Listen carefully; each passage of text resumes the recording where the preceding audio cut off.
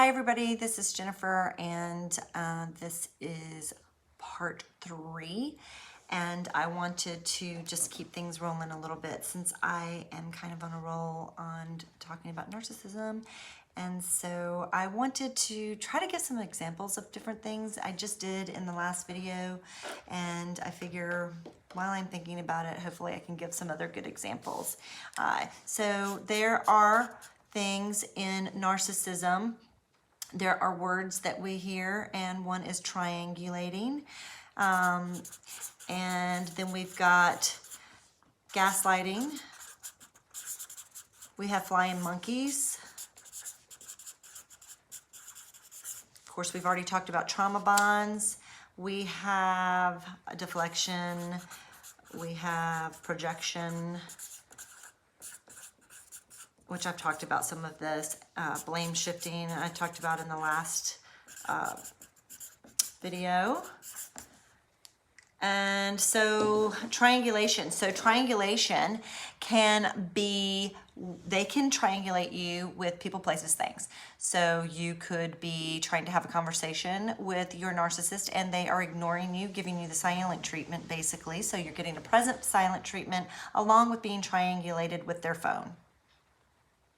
And you say, what are you doing? Like, I'm trying to have a conversation with you. Can you put your phone down and just talk to me for a minute? Look, I'm trying to get some work done. I'm trying to get some work done. And they're really probably like texting their booty call. It's not funny, but. And they think it's funny though. They think it's funny. It's not funny when you're in it. I can tell you that. It's not funny when you're in it.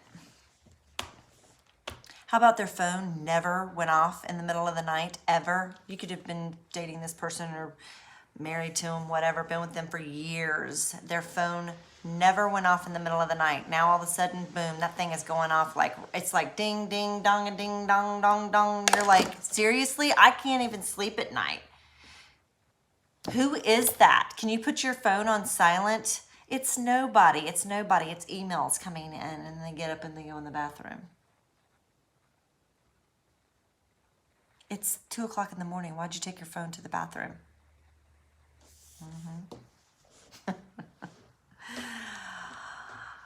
Yeah. And then you become like this paranoid person and you start taking your phone in the bathroom. You know why? Because like you're talking about it to your friends. Gaslighting.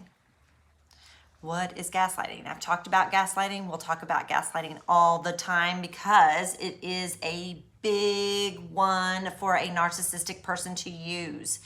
Gaslighting is something that drives you insane. It can be as much as this, and I have had this happen to me.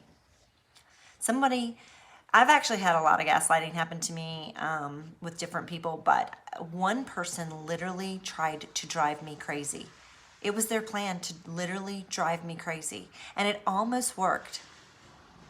It almost worked. And yeah. So gaslighting is basically, it can be, so this is some things that would have happened to me. So let's just say, this is going to be a minor thing, okay? But here's my coffee cup. I've got my coffee cup.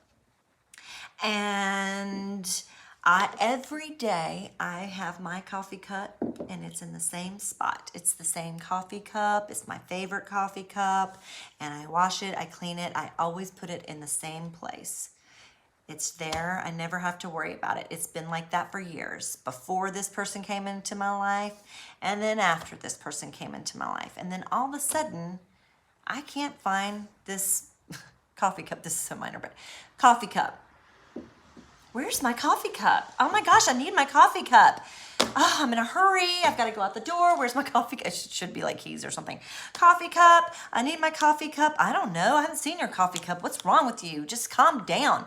I need my coffee cup. I can't do without my coffee cup. It's not that big of a deal. Just calm down.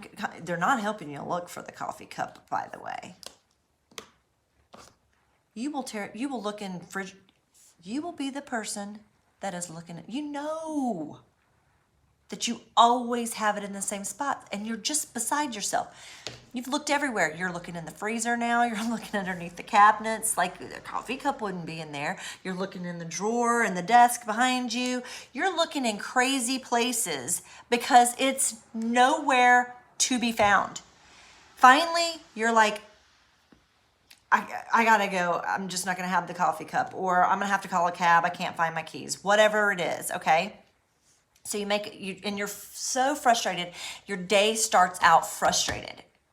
They're loving every minute of that. Great. Her day started out crappy. Mine's starting out great. That was a big dollop of powerful fuel. 2 days later, your coffee cup just randomly shows up like on top of the wash machine.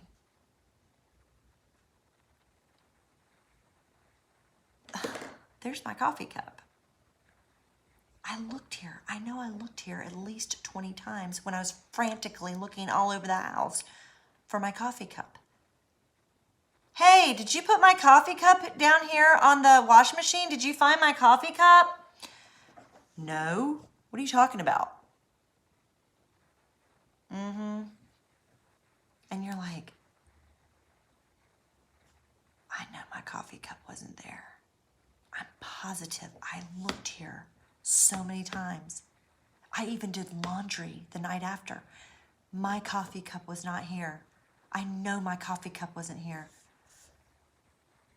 Oh my God, I'm so tired. Was my coffee cup here the whole time? It wasn't there. They hid the coffee cup. I'm laughing because I'm saying coffee cup. They hid it. They knew what they were doing. It sounds psycho, I know. Normal people would go, why would somebody do something like that? They do it because they need you to be off balance. Because in the end, when they're devaluing you, they need to be able to point at stuff like that. So when the smear campaign starts and they start talking to, maybe your mother, and they call and say, I'm a little concerned about her, Jennifer. She's been losing things lately. She can't remember where she's been putting them. I'm just a little bit concerned. I might see if maybe I'll talk to her doctor about it. I'll talk to, maybe her best friend about it and see if they've noticed anything too. Have you noticed her being upset about anything? She's creating so much drama in her life. I'm just really concerned. And it just kind of goes like that, and they seem like the good person. And then, it might be, she's always tired all the time, and she's grumpier than she's ever been, and she's been snapping at us, and we don't know what's going on with her, but, maybe I don't know, maybe she's working too much. I think she's just whatever. It's not about them. They haven't done anything. And so they start out like that, and then it's the next person, and it's the next, they create these things. Then they might even create things to make you jealous, so that you actually do start questioning them and checking up and doing all the things they did to you in the very beginning. Because I can promise you they did that to you in the beginning. Once they kind of got you wrapped in, they did. Your phone was blowing up every 25 seconds. They would not, and you better answer that phone when they call. But when you call, you might get, not even hear from them for a couple of hours. And that's okay, because there's different rules for them than there are for you. And so you'll find yourself in a relationship like this all the time saying, it's like a double standard. Why is it okay for you but not okay for me?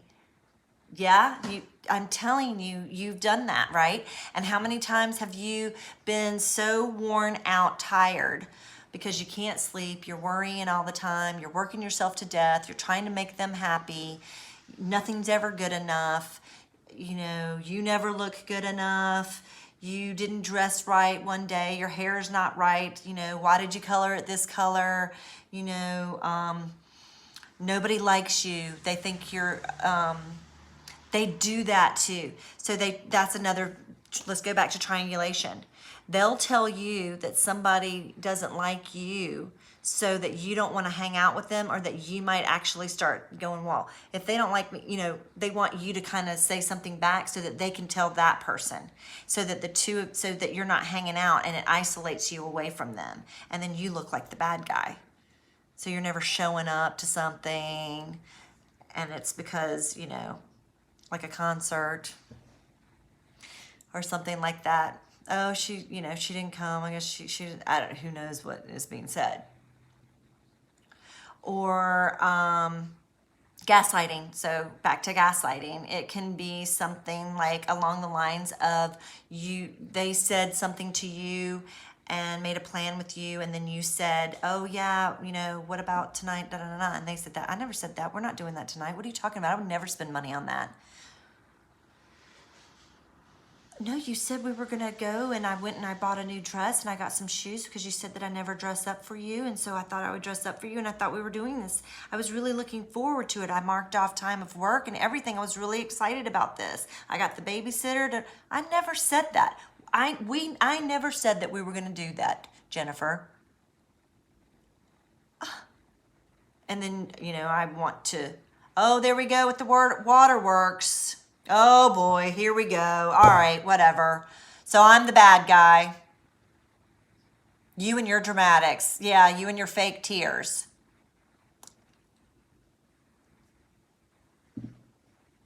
Deflection, projection, blame shifting. And then you go off feeling sorry for yourself because nobody loves me. No matter what I do, nobody loves me. And I actually thought that because he gave me a little bit, the trauma bonding again, and said we were going to do this, he made me feel special in that moment, but then they didn't care. They don't care that you're crying. You can cry. That annoys them. So they're not feeling guilty. They're not feeling sorry. They're not being like, oh my gosh, I shouldn't have said that to her. I should take her to dinner. Maybe I did say that and I forgot, whatever. They're not doing that. As a matter of fact, they're thinking, you know what, you're crying and acting like that. I'm just going to leave. And I'm going to call my flying monkey, or my dirty little secret, or my intimate partner secondary source. And an intimate partner secondary source can be somebody they're having sex with, somebody that they are looking to maybe replace you as intimate partner primary source at some point. Learned all this through HG Tutor, so if you want to go to narcsite.com and understand what that means, you can go to narcsite.com, or Knowing the Narcissist on YouTube, or Knowing the Narcissist on Facebook. He has lots of blog posts that you can read up on those terms. And so, you know, they're going and they're like, you know, whatever, I feel good now. Because that's, for whatever reason, when they are making you feel bad, it soothes them. It takes away their anxiety. It makes them feel better. And so it's instinctive. They have to do it. That's who they are. They have to do it, and they're going to do it time and time again. And every time they replace you with, if we're talking in terms of a romantic relationship, every time they bring someone in a romantic relationship, they really do believe that that person is the answer to their prayers. So in the beginning, when you're getting the golden period, it is because they do admire you in that moment. They do think the world of you. You can do no wrong in those moments. But when you start going into devaluation, into the devaluation phase, and that's after you've probably questioned them about something, or offended them in some way that you didn't know you offended them. But it's usually when you start questioning the relationship, because they're like, my mask is slipping, he or she is seeing right through me, and I got to get away from this. And so devaluation starts. And so, you know, you need to know that that person is going to be idolized as well. So you remember your golden period, and that person is going to get the golden period as well. But they're also going to get the devaluation, and they're going to get the discard or disengagement. That is going to happen time and time and time again with a narcissistic personality disordered person. And the reason is they get bored easily, and they need to have contrast. They don't understand that. They don't realize that because they don't realize what they are. And even if they have a second thought, wait a minute, am I a narcissist? Which they're not going to do. You might do that. You might say, gosh, am I a narcissist? Because we all have narcissistic traits. But it's on a spectrum. So you go by the spectrum, and you need to have 5 or more of the traits on that's in the DSM. You can look that up, or I'll go over that another time. But you need to have 5 or more traits that are in the DSM, and it's also patterns that you look for, and history. Were they abused? Did they come from a broken home? Did they come from an abusive home of any kind? Were they sexually abused? Were they verbally abused? Were they physically abused? Were they all three? They have their own traumas that they went through, and they took on these coping skills. Now, granted, they're not really nice, but the narcissist is just trying to survive the day. They're trying to survive, and in order to survive, they need to feel powerful and feel in control. Control, it's all about control for them, power and control. And the way they do that is by having narcissistic supply constantly hit them. So a lot of narcissists are people that are in high-powered positions, or they might be not everybody's, okay? So let's not say everybody, but they could, they might be actors. They do something in front of a crowd where people are admiring them and giving them feedback and making them feel good about themselves. They may even hate doing it to some degree. Like, they might not really want to work, but they need that narcissistic supply, and so they're fueled to go and do it. They don't wake up every day and go, oh my gosh, I dread going to work today. Well, they might dread having to do some work, yeah, because they don't really want to do the work. But they're not dreading getting up. They're like, hey, look, I got to go get some narcissistic supply. Did I hear from so-and-so? God, I hope I heard from so-and-so. And I hope her friend contacted me too. It's terrible. Because let me tell you, they will try to be with your friends, and sometimes your friends will be with them. I know for a fact this has happened to me. It was devastating. I had people that were my friends that don't know that I know. Some may be curious if I know, because I didn't confront them. What's the point? They're not going to tell me the truth. And if they did, I'd probably respect them more, but I just don't see them telling me the truth. I know for a fact that they were flying monkeys. I know for a fact that there was some cheating. I know for a fact there was definitely, they were trauma bonded. They were manipulated, basically. So they were manipulated as well. And so I give them that, but it still hurt me extremely bad. And that was something I had to heal from. And that took some time. That took some serious time. Also, the flying monkeys. So flying monkeys, let's go on down. So we've talked a little bit of the triangulation. We've talked about some gaslighting. Now let's hit flying monkeys. Flying monkeys, the term comes from the Wizard of Oz. The Wicked Witch of the West didn't want to get her hands dirty. So the narcissist doesn't like to get their hands dirty either, because they need to look like the good guy. So they send out people to do their dirty work for them. So let's just say social media.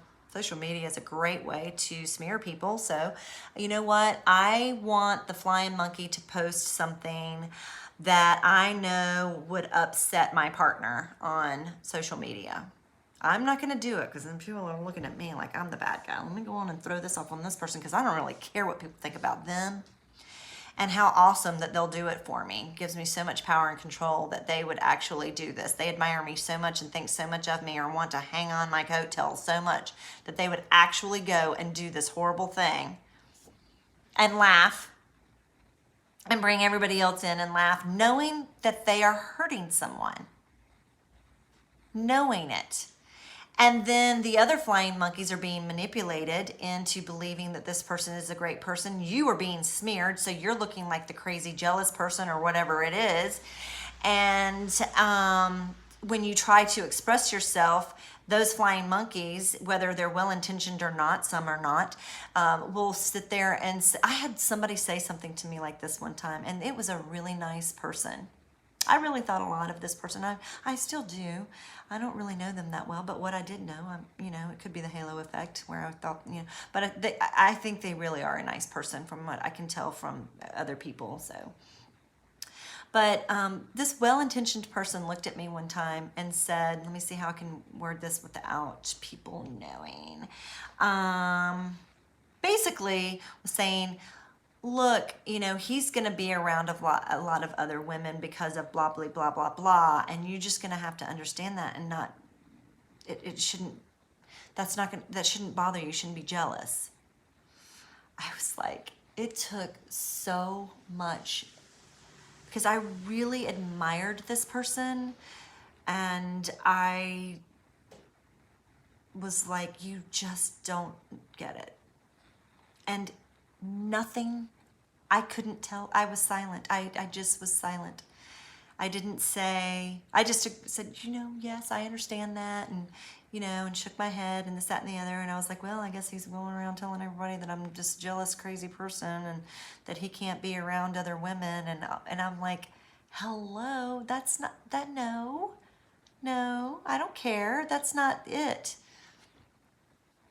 It's that you have done some really bad things and they just don't know about it.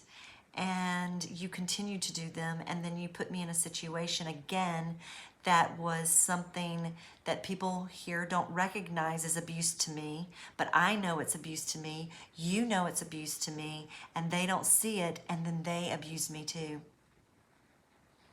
It was horrible.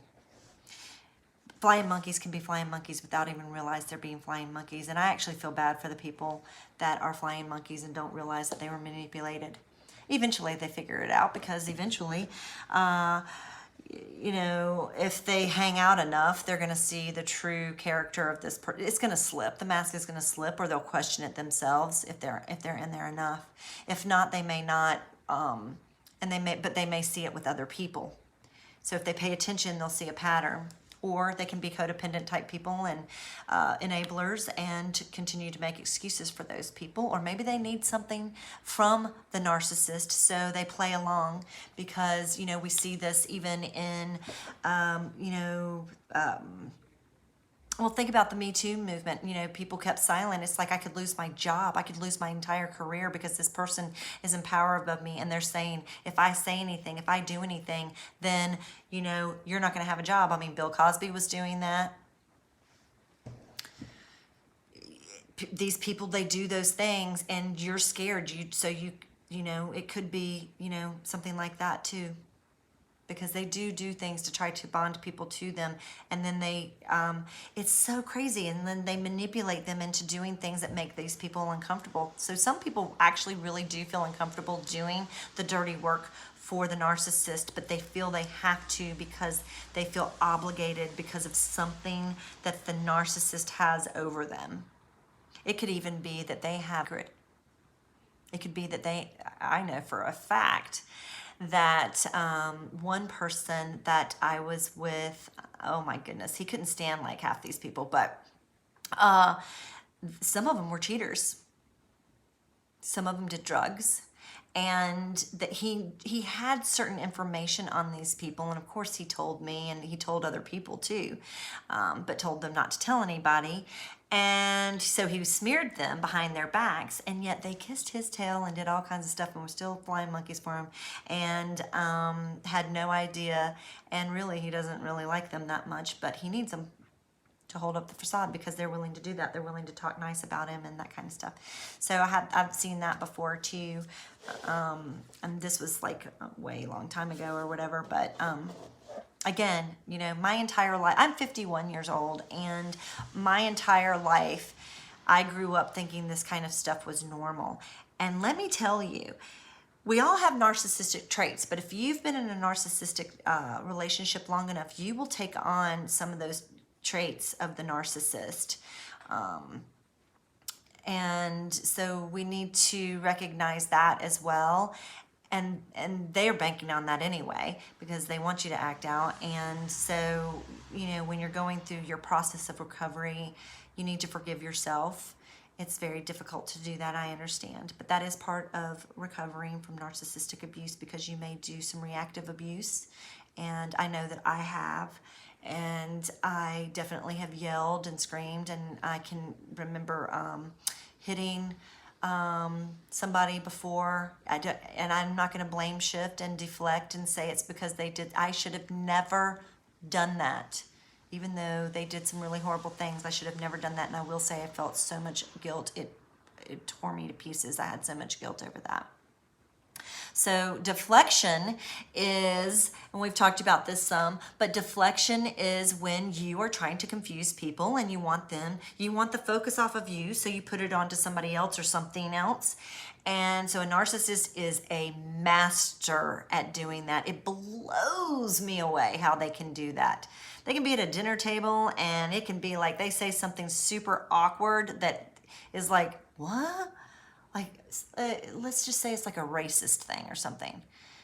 Wow, that was really racist. I can't believe that person said that. Like, halo effect, halo effect. I never would have pictured that person saying that. I admired them so much, and now you're thinking something really bad. They can see they worked out around the table because they're not empaths. They're not empathic, so they're not feeling the same feelings as everybody else at the table. But they can work out when people recoil, or certain, they might go, you know, or, you know, they can work out facial expressions, body, or like if you dart your eyes at a friend or something, then they go, how about those Patriots and that Aaron Hernandez?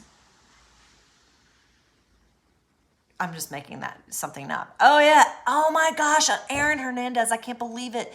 You know, I can't believe that whole story and how, and because he was a narcissist. And then they start talking, and then the whole table is like, whew, that awkward moment's gone, and let's just go on to the next thing. And they're all so willing to talk about something else. That's deflection. Projection. I feel like crap, so you're going to feel like crap.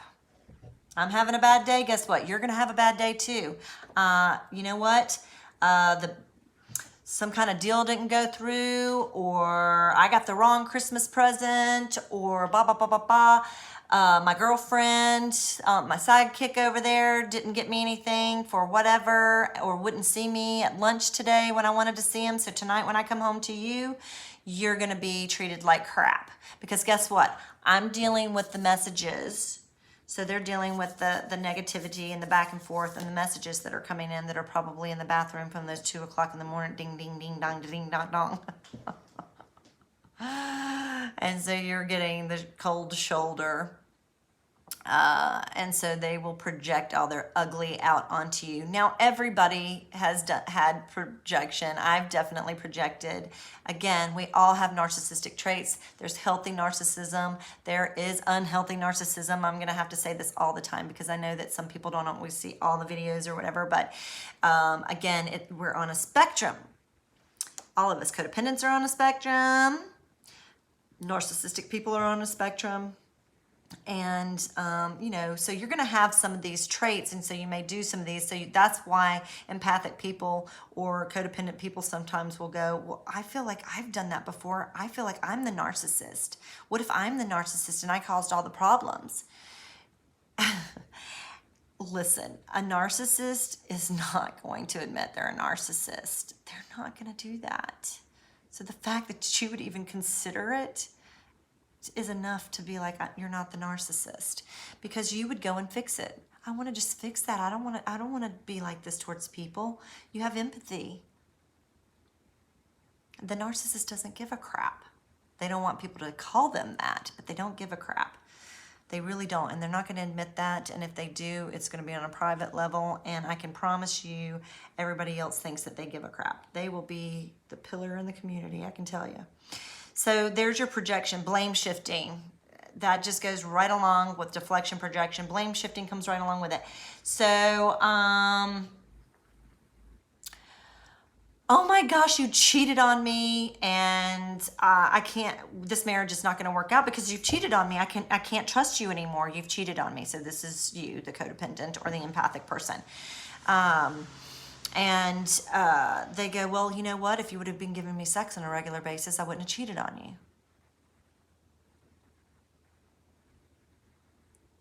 And then, honest to God, you will literally be like, well, I mean, it's just that I've been going through so much stuff lately and I just don't always feel like it. And if you're being mean to me, sometimes I don't feel like it, or I've just been tired. I've been trying to take care of this and that. And the kids had all this stuff going on and their problems, and I was dealing with that, and I didn't have any help there. And then I was, and you're just going through the whole thing.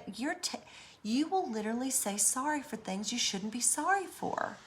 They're your partner. They should understand. They should have empathy for you. They should be helping you so that you don't have all that on you. You shouldn't have to say, I'm sorry for being tired or taking, because you are the one carrying the most. If they are paying, if they make more money than you and that kind of thing, that doesn't mean you're not carrying the load. That doesn't mean that you're not taking care of the kids, the grandkids, whatever is going on in your life. I'm just kind of naming off, like, I'm just throwing out stuff because of my own life. But, or in your own businesses and taking care of this, that, and the other, you're carrying 18,000 plates. And partners are supposed to take care of each other. And so you have empathy for your partner, and they have empathy for you. And then you say, wow, let me take off some of the load so that you can take care of this. It's not, I went and cheated, and so I get a free pass because of that. And it could be that you did have sex with them that week. You just didn't have it enough for them. That's just the excuse. And you know what? When people are mean to you, of course you don't feel... If you're an empath and a codependent and you're in a narcissistic relationship, you want an emotional connection with someone. And you do want to have loving feelings. You don't want to just be an object for someone. You don't, no. And you will not want to have sex with someone who treats you like an object or an appliance or a toy. And they give you no emotional connection or nothing. So, don't let people convince you. I've even heard that from other people before. The flying monkeys. In agreement with some crap like that. No, that's abuse. When people try to convince you. Character, integrity, that's a big thing. Don't try to make me believe something different. If that's okay with you, then that's fine. That's your character, and you don't have a lot of integrity, that's fine. That's you, and that's who you're going to be. But don't try to convince me that that's okay. If I know that that's really important to me, that I have good character, and I want people that spend any time with me to know that I care about them. I'm loyal, and they can count on me, and this, that, and the other, and vice versa. I only hang out with people anymore that it's got my friendships and all that's gotten a lot smaller than it used to be.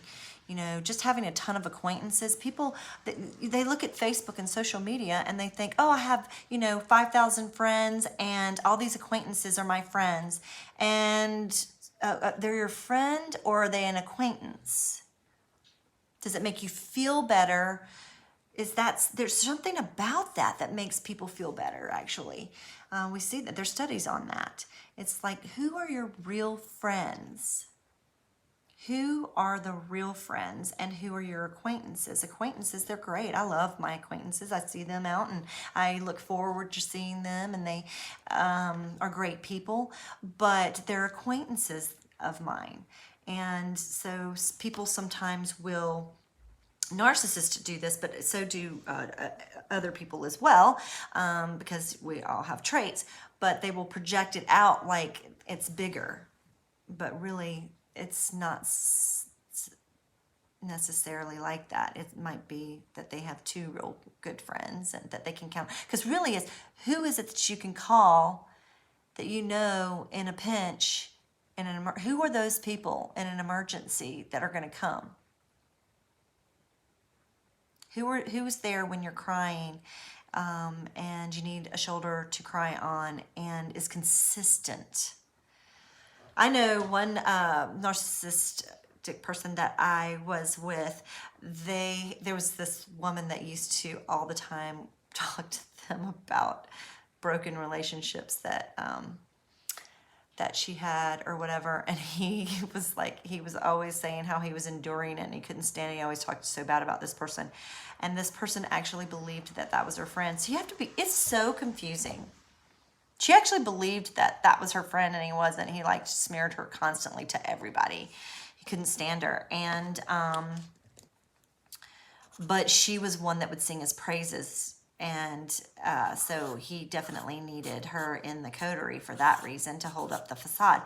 But couldn't stand her, couldn't stand that she did that. And even said she had a crush on him and stuff. And I might even tell the story on something that happened, and that was triangulation at one point, but I'm not going to do that tonight. I have plenty. So I'm going to go ahead and end this. This was interesting, right? It's interesting learning. It's confusing, and I'm just kind of giving it in the ways of learning. I'm not going to be so textbook about everything. You can listen to other people who will give you textbook stuff, but this is how it works. And there are so many great people here on YouTube that speak on narcissistic personality disorder. There are great people that talk about codependency and the narcissistic dance that happens with the codependent and empathic person in the relationships, and why. I absolutely like so many people here on YouTube, and I am happy to just be one of them now. And I hope that you will like, share, and subscribe, because I really want to continue to do this and grow on this channel. I'm just learning. And I think I might I've done some stories about myself. I thought about doing Fridays as, what did I want to call it? My Story Friday. Something like that. Let me know if you want in the comments, or contact me and let me know if you're interested in that. Maybe I'll do one tomorrow. We'll see. Until next time, this is Jennifer. Thank you so much. Bye.